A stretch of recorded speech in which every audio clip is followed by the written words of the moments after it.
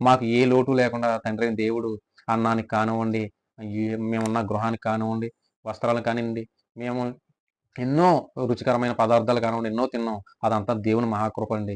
ఇయి లేని వారే చాలామంది ఈ భూమి మీద ఉన్నారండి. వారిని బట్టి చూస్తే మనం ఇంకా ఉన్నతమైన స్థాయిలో ఉన్నట్టే గదండీ! అంటే నా విశ్వాసం ఏంటంటే, నేను ఏదో వస్తే నమ్ముతాను.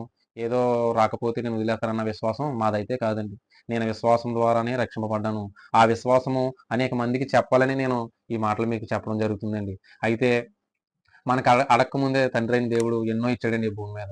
అయితే ఇప్పుడు ఈ యొక్క పరిస్థితులు చూస్తుంటే దేవుడిని ఏ రీతిగా నమ్మమంటే నాకు ఈ మేలు చేశాడు, ఆ మేలు చేశాడు. అందుకనే నేను నమ్మను. అందుకనే నేను బాప్తిస్మం తీసుకున్నాను.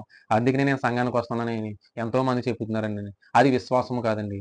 అది విశ్వాసం అనేది ఆ పదమే వాడకూడదండి. ఇచ్చినా ఇవ్వకపోయినా.